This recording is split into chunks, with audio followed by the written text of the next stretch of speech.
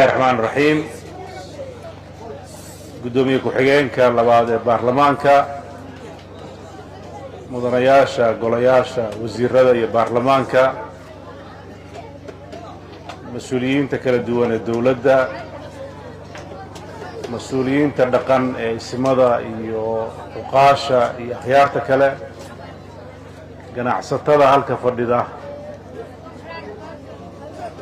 dadka kala duwan ee magaalada madrasiyada qaw damaantiin assalaamu alaykum wa rahmatullahi wa barakaatuh kunti sharaf weyn ayay ii tahay inaan maanta imaado deegaanka waa deegaan taariikhi ah waa deegaankii Boosaaso dhalay waa meeshii ilbaxnimada iyo taariikhda dadkan ay sheegaan qayb weyn ku lahayd waayihii adkaa ee goboladan dhaqaaluhu uu ka hijrooday in yar baa ku hartay oo runtii ilaalisay in uu taariikhdii iyo ummaddii ku dhaqnayd iyo hantidiisii ilaaliso waan ognahay dadkii deegaankan deganaa ilbaxnimadii ay halka ku hayeen waxa ay geeyeen dhammaan xeebaha geeska Afrika ama bariga Afrika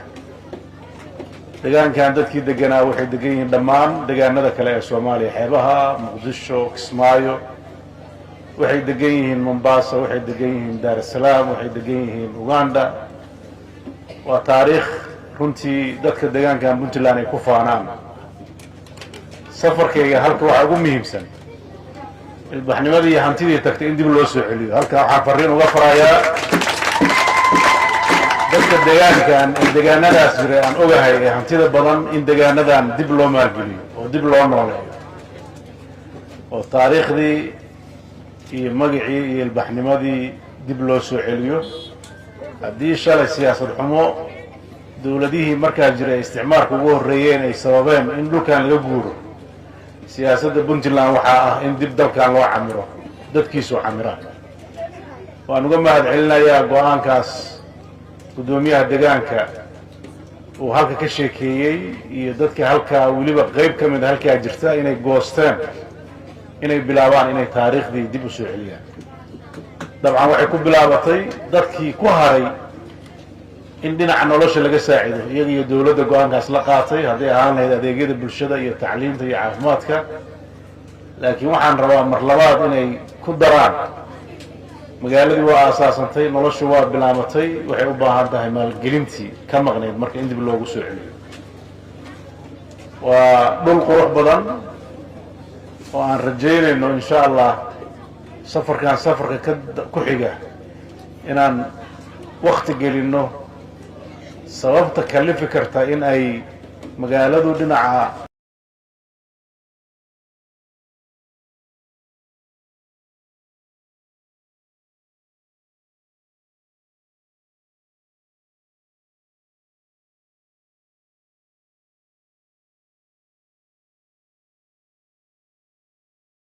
iyaga laga rabaa inay dalka dhisaan marka private sector-ka kumana xirna dadka deegaankan ka soo jeeday waxa rabaa dadka reer Puntland oo dhan inay fursaddan isugu yimaadaan oo horumarka qayb ka ahaadaan oo si fiican loo qorsheeyo sidii magaaladan u noqon lahayd magaalo weyn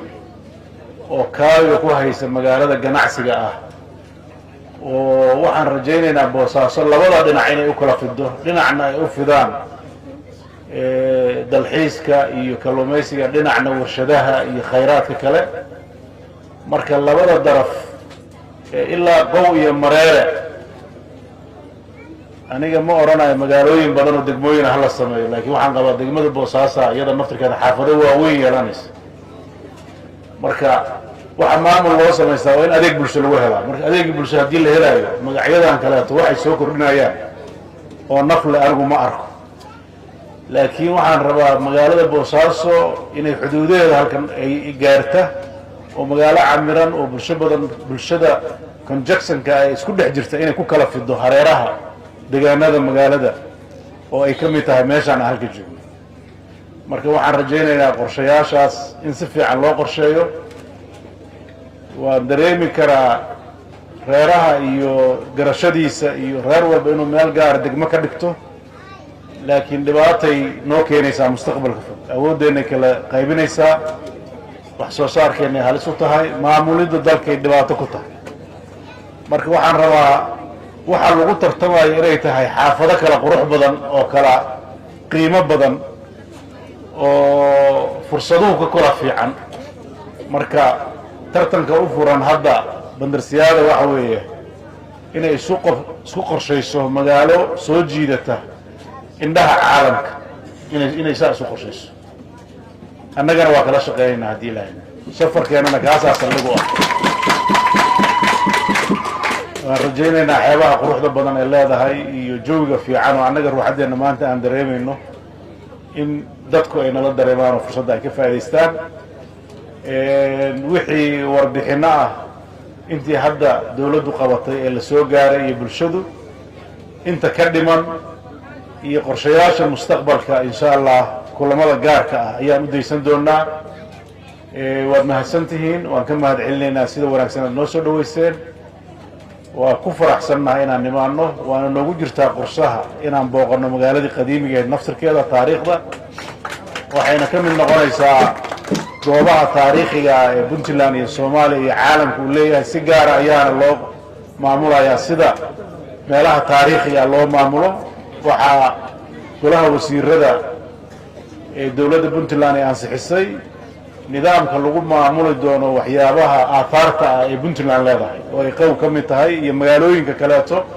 iyo taariikhda faraha badan ee qadiimka ah ee dalkan uu leeyahay gaar ahaan puntland leedahay oo ah meelaha la soo aadi doono insha allah qorshayaasha horumarneed